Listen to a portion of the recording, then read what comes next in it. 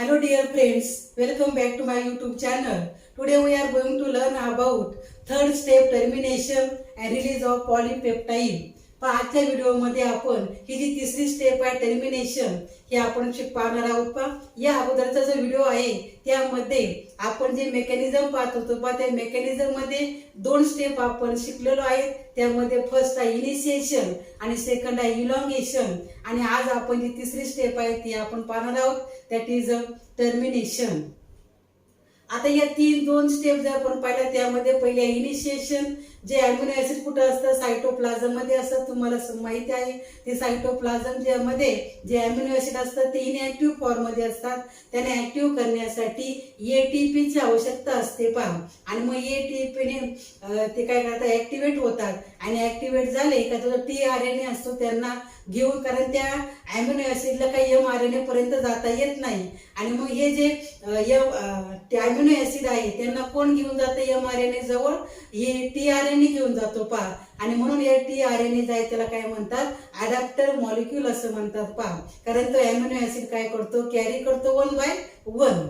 आणि मग पहिले जे अॅमिनो टीआरएनए आहे पहिल्यांदा अॅमिनो ऍसिड कोणतं घेऊन जातो मिथिओनिन, कारण जे स्टार्ट कोडॉन असतात त्या start codon that is AUG या स्टार्ट कोडॉनला म्हणजे एमआरएनए ला पहिल्यांदा रायबोझोम्स हे दोन स्मॉल सब युनिट असतात, दोन युनिट असतात एक स्मॉलर आणि एक लार्जर. आणि पहिल्यांदा जो एमआरएनए आहे तो स्मॉलर सब युनिटला बाइंड होतो आणि मग तिथे AUG हा कोडॉन असतात, टीआरएनए वरती अँटी कोडॉन असतात आणि मग AUG स्टार्ट कोडॉन असेल तर टीआरएनए वरती काय असतात UAC हे अँटी कोडॉन असतात त्याच्यामध्ये मग बेस पेरिंग होते कॉम्प्लिमेंटरी बेस पेरिंग होते. त्यामध्ये मग स्मॉलर सब युनिट अगोदर बाइंड होतं, नंतर लार्जर सब युनिट त्याला स्मॉलरला बाइंड होतं with the help of magnesium ions. आणि नंतर मग बाइंड झाल्यानंतर हे दोन सब युनिट बाइंड झाले का मग इनिशिएटर जो चार्जर जो टीआरएनए असतो तो पी साइट मधून येतो जो पहिलं जे अॅमिनो ऍसिड आहे हे घेऊन जो टीआरएनए येतो तो डायरेक्ट टीआरएनए 3 साइट असतात ए पी आणि ई साइट.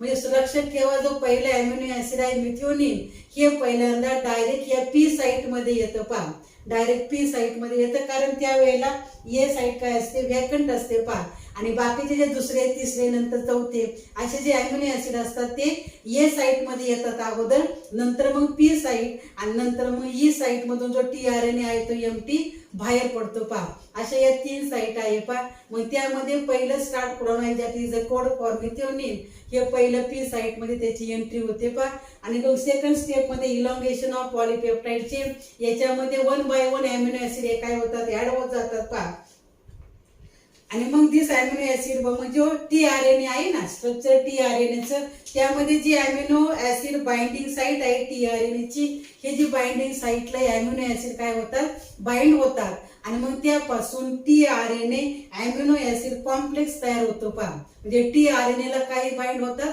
अॅमिनो ऍसिड आणि मग त्यापासून टीआरएनए अॅमिनो ऍसिड कॉम्प्लेक्स तयार होतं आणि मग त्यामध्ये जसं जशी अॅमिनो ऍसिड मध्ये ऍडिशन होत जाते तसे त्याच्यामध्ये 3 स्टेप आहे त्यामध्ये अॅमिनो ऍसिड टीआरएनए मॉलिक्यूल आहे तो enter the ribosome at A site आणि मग अँटी कोडॉन हे टीआरएनए वरती असतात, कोडॉन एमआरएनए वरती कोडॉन असतात. त्याच्यामध्ये जे हायड्रोजन बॉन्डने काय होते बेस पेरिंग होते मग त्यामध्ये अॅमिनो ऍसिड जो पहिले इनिशिएटर जो टीआरएनए आहे तो डायरेक्ट पी साइट मधून येतो, त्याच वेळेला नंतर ए दुसरा जो आहे तो ए साइट मध्ये त्याची एंट्री होते आणि मग हा पी साइट मधून याने अॅमिनो ऍसिड हे केलं का तो जो काय करतो तो ई साइट मध्ये जातो आणि मग ई साइट मधून रिकामा टीआरएनए राहतो, कारण त्याबरोबर काय नसते अॅमिनो ऍसिड त्यावेळेला नसते आणि मग रिकामा एमटी जो टीआरएनए तो ई साइट मधून बाहेर पडतो आणि त्याच वेळेला दुसरा जो अॅमिनो ऍसिड आहे टीआरएनए त्याला घेऊन येतो, तो एंट्री कुठे होते त्याची ए साइट मध्ये होते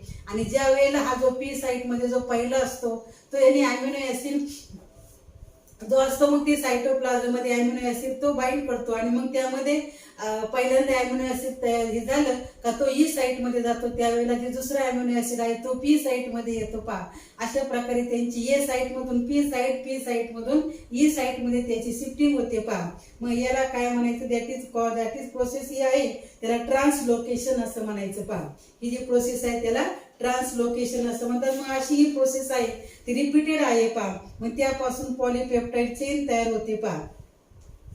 हे आपण पाहिले पहा. आता आपण तिसरी स्टेप पाहणार आहोत पहा, टर्मिनेशन अँड रिलीज ऑफ पॉलीपेप्टाईड. हे टर्मिनेशन आणि शेवटी काय होते, जी पॉलीपेप्टाईड चेन तयार होते ती काय होते, सायटोप्लाझम मध्ये पूर्णपणे रिलीज होते पहा. आता टर्मिनेशन मध्ये त्यांनी काय सांगितले पहा, at the end of the mRNA there is a stop codon.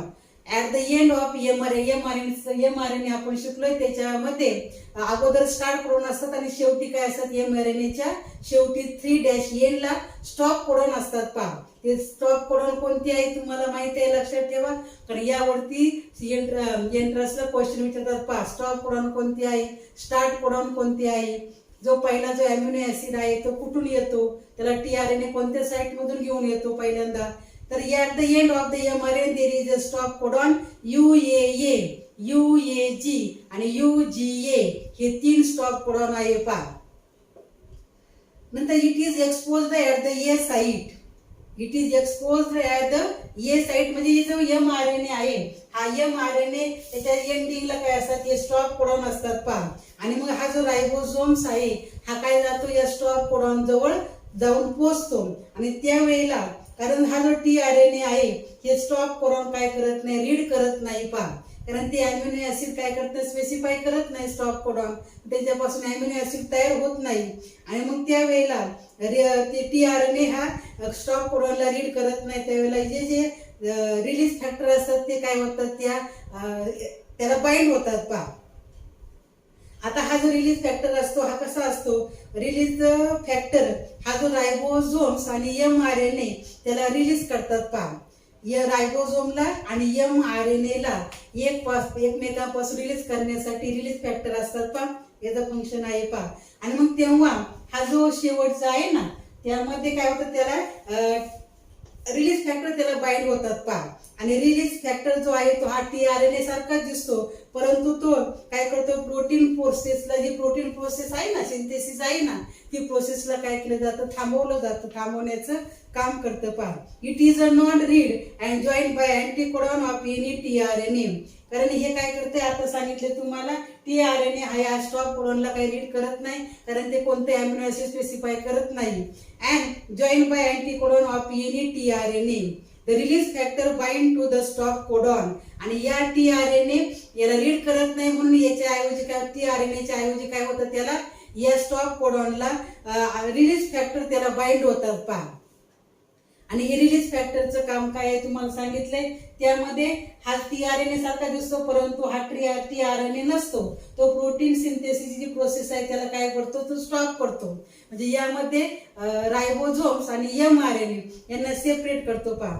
नंतर आहे thereby terminating the translation process. Stop codon आले ही प्रोसेस काय होते, स्टॉप होते पहा. and the polypeptide is now released in the cytoplasm. असे एका प्रकारचे एक अॅमिनो ऍसिड एकमेकाला जॉईन होतात बाय द पेप्टाइड बॉन्डने, आणि अशी एक पॉलीपेप्टाइड चेन तयार होते पहा. आणि त्यावेळेला पूर्ण पॉलीपेप्टाइड तयार झाली की हे सबयुनिट असतात ना, 2 लार्जर आणि स्मॉलर, ते एकमेकांपासून काय होतात, सेपरेट होतात. आणि हे जे पॉलीपेप्टाइड चेन आहे ती काय होते, गोल्गी बॉडीज कडे पाठवली जाते पहा.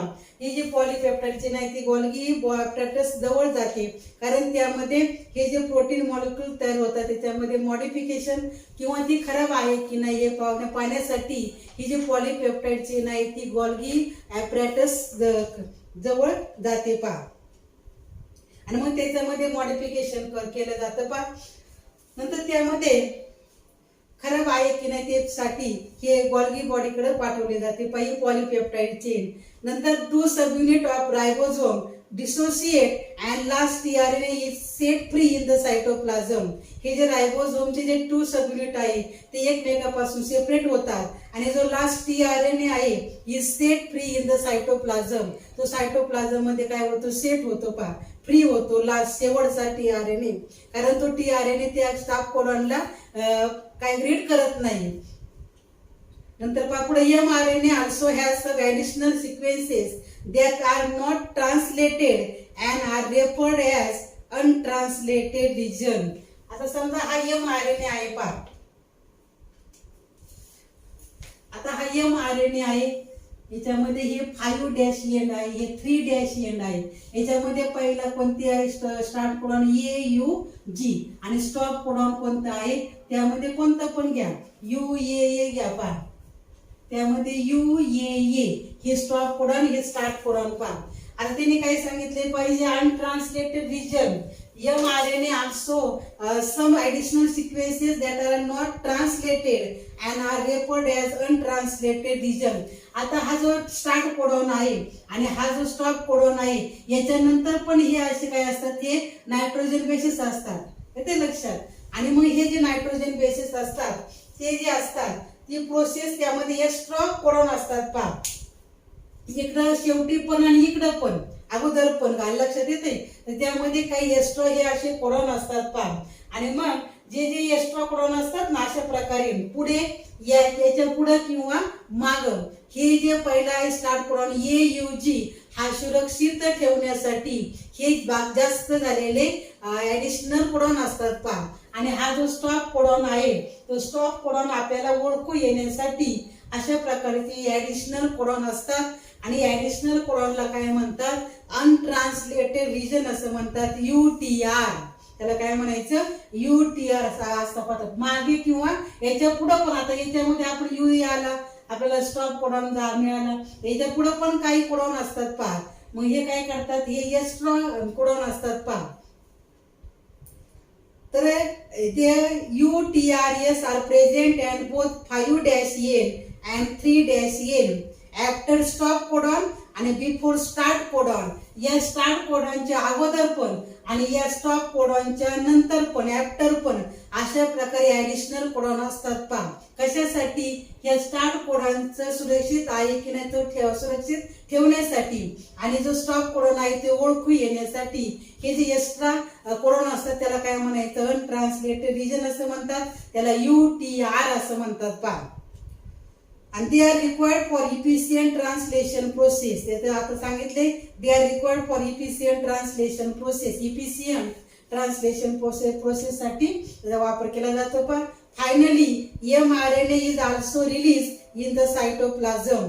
मग आता पॉलीपेप्टाइड चेन झाली की काय होते, त्यामध्ये पॉलीपेप्टाइड चेन झाली की त्यामध्ये काय होतो, जे mRNA आहे तो काय होतो, डिग्रेड होतो. नंतर स्मॉल आणि लार्जर सबमिट आहेत एकमेकांपासून काय होतात, सेपरेट होतात पहा. आणि मग त्यामध्ये mRNA सुद्धा काय होतो, सायटोप्लाझम मध्ये रिलीज होतो. कारण पुन्हा परत प्रोटीन मॉलिक्यूल तयार करण्यासाठी परत आता mRNA काय झाला, सायटोप्लाझम मध्ये रिलीज झाला. किती लक्षात, mRNA सायटोप्लाझम मध्ये रिलीज झाला का परत प्रोटीन मॉलिक्यूल तयार होईल का mRNA पासून, तर तयार न होण्यासाठी तो काय केला जातो, mRNA हा डिग्रेड केला जातो पहा. म्हणजे is also mRNA is also released in the cytoplasm. It get denatured, that is destroy केला जातो by nucleases immediately.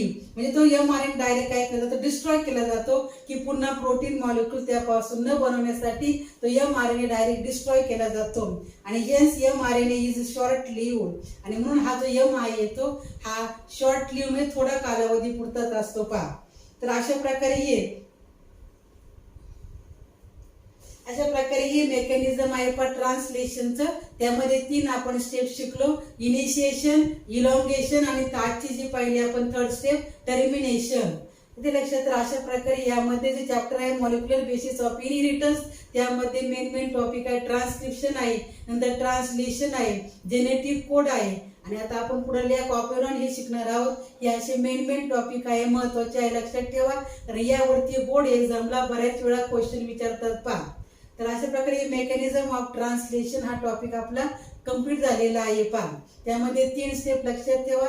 त्यामध्ये फर्स्ट आहे इनिशिएशन, इलॉंगेशन आणि थर्ड आहे टर्मिनेशन. टर्मिनेशन मध्ये पूर्ण पॉलीपेप्टाइड चेन तयार होते, mRNA हा डिस्ट्रॉय केला जातो, लार्जर आणि स्मॉलर सबमिट हे एकमेकांपासून सेपरेट केले जातात पहा. तर अशा प्रकारे हा जो व्हिडिओ तुम्हाला जर आवडला असेल तर व्हिडिओला लाईक, शेअर आणि सबस्क्राईब करा पहा. थँक्यू.